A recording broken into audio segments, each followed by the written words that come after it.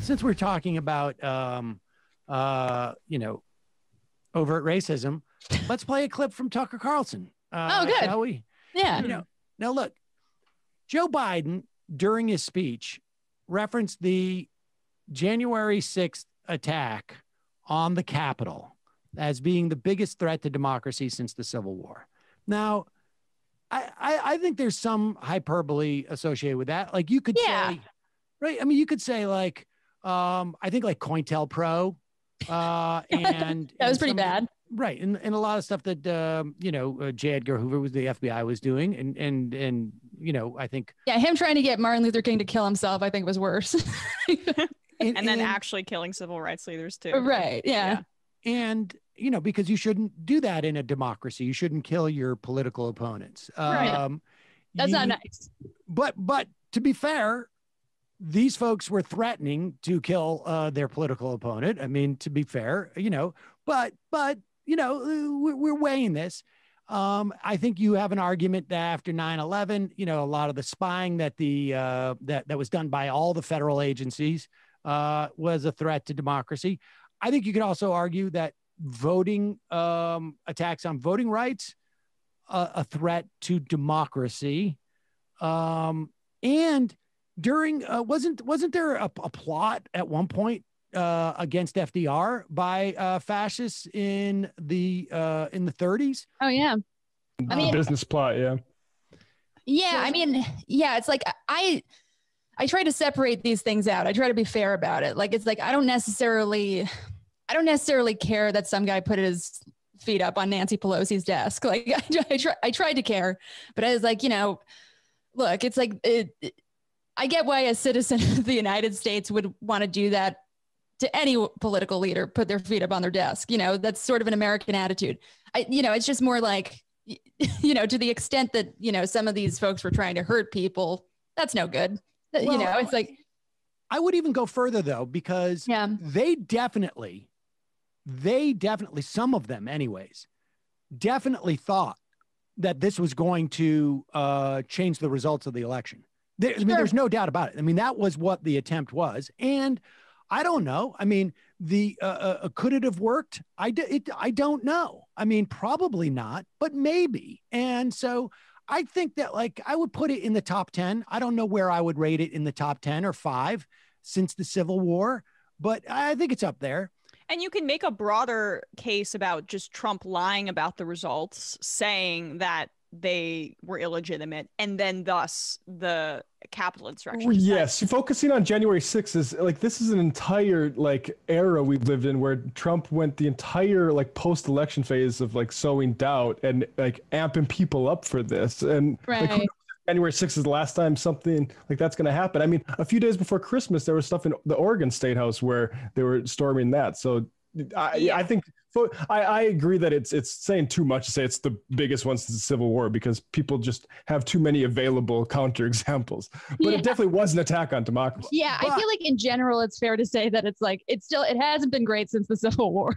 It's been pretty tense. But I want everybody to formulate their own list of the top 5 or 10 of threats to democracy and see if it aligns with Tucker Carlson's. Since the Civil War. Really? The worst attack on our democracy in 160 years? How about the Immigration Act of 1965? That law completely changed the composition of America's voter rolls purely to benefit the Democratic Party. That seems like kind of an assault on democracy, a permanent one. But no, that was a good thing because in the end it helped Joe Biden. What's bad is when anyone other than Joe Biden has power. That's an attack. LBJ was really playing the long game, right? He knew that in 2020, Joe Biden would become president, and the demographics of removing quotas, racist quotas, to allow people from different countries to come to the United States would all build to this one point where socialist, Marxist Joe Biden would win. It's very forward thinking. But did LBJ know that Ronald Reagan would then also offer amnesty to 3 million undocumented immigrants in this country 15, 16, 17 years later. That would then ultimately help Joe Biden. I mean, so let's be clear, like there were 3 million, at least, I think, people who got citizenship under Ronald Reagan. So aside from like that being just a, just sort of just like a half-baked conspiracy theory, let's get to the racist part about it. Because the concept that having more citizens in a country is an attack on democracy is bizarre unless you perceive these people to not be white and you perceive democracy to be the power of white people within a democracy. That's the only way that calculation works. Yeah, I mean, like Tucker Carlson is, well, I guess you have to give him credit for being honest. He really does. His main political association is he wants as few immigrants in the United States as possible of who aren't white, right? It's like that, he's pretty clear about that. And it's like, like in these segments, he's more clear than, I don't even know why he does interviews. He does interviews. His persona is sort of like, this like walking dissociation where he's like cackling one second, frowning the next second, looking like a confused dog the next. And it's like, it's never sincere. He wants you to know it's not sincere. Like, it's like, it's like he, that's his thing. It's like, yeah, he's it's just much weirder than Bill O'Reilly. It's like, yeah, he's just such I feel like obviously repressed WASP. And he wants like the rest of America to be exactly like that, as unhappy and, unable to express himself as just like a old school white guy. Well, I think that it's like, he does a thing where when Bill O'Reilly had the reins there, like it was kind of, he did like a fake working class thing. Right. A fake working class thing. Tucker Carlson does pretty much the opposite, where he plays into his viewers, assumption, fake assumption, false assumption that he's, better than him because he comes from money. It's like, he's like a racist PJ O'Rourke is basically what Right. he's like. But speaking of which, Matt, just chime in for a second, will you? With how often do you hear that Immigration Act cited on Nazi websites?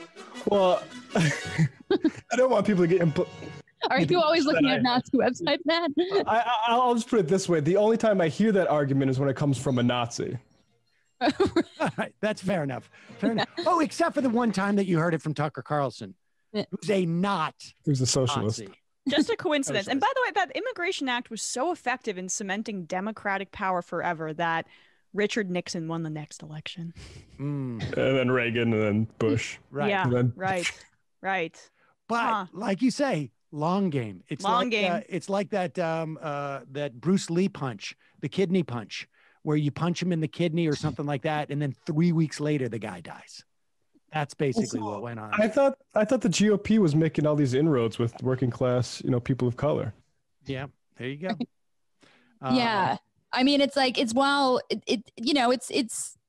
bad that I mean, look, Tucker Carlson also is like an example of them like kind of sharpening their messaging because look, some of the things he mixes more truth in with lies than the average racist pundit.